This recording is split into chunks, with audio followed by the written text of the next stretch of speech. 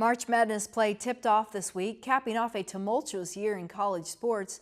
An FBI investigation into illegal recruiting techniques thrust several programs into the spotlight and led to the indictment of two coaches from the Pac-12, including former U of A assistant coach Emmanuel Book Richardson. Ricardo Valerdi oversees the sports management program at Eller and also serves as the U of A's faculty athletics representative for the Pac-12. He told us what steps the conference is taking to address any potential wrongdoing. One of the hats you wear here at the U of A is the faculty athletics representative in the Pac-12. Tell me about that.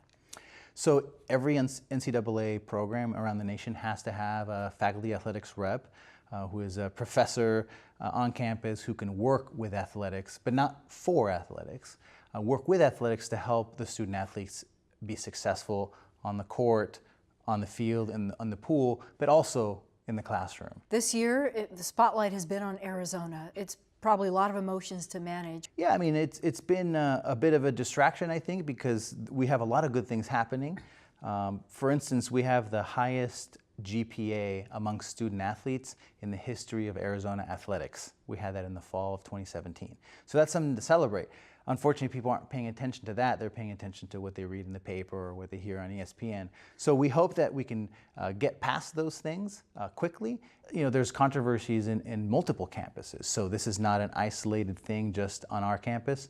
I think there are some root causes that have to be addressed as well, that have to do with incentives, that have to do with pay, that have to do with the relationship with the NBA, things like one and done. So I think it's a deeper conversation to have, and the story is not over.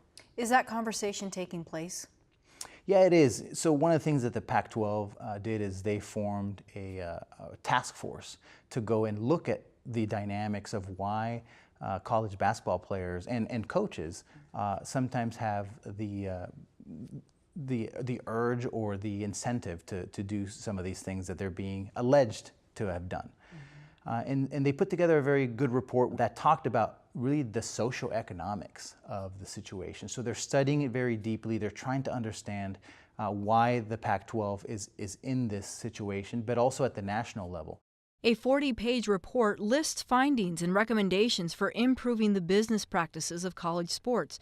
Among the most notable, encouraging the NBA to drop its age requirement for draft-eligible players, loosening restrictions on communication with agents, and limiting the financial support of shoe companies.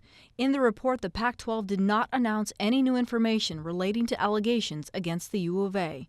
People want change because they realize this is not a sustainable model. It's entertainment, it's sports, but there's also money and students involved. Yeah, so these are student athletes. They have to manage both, and from an eligibility standpoint, they have to be enrolled at the university, taking a certain number of units, and have a certain minimum GPA. Without that, they're not eligible to play. There are a lot of other regulations that they have to comply with. Going to class is an important one. So the balance always is how much time can you really spend on athletics and how much time can you spend on academics? And we always have to balance those two things. College athletics has become a business. Absolutely. And I mean, it's no secret that the highest paid people on campus are in athletics, at least the football coach and the basketball coach.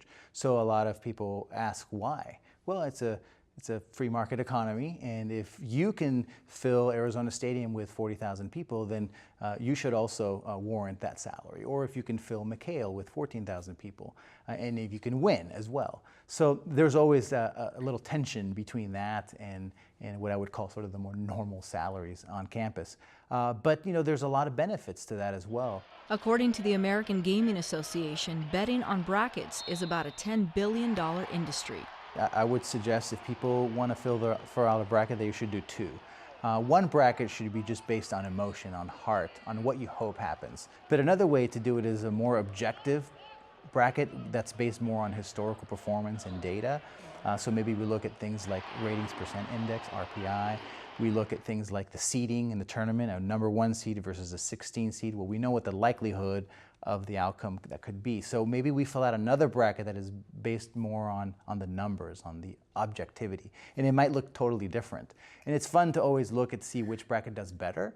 And my theory is that the objective one would do better because it removes emotion from the process.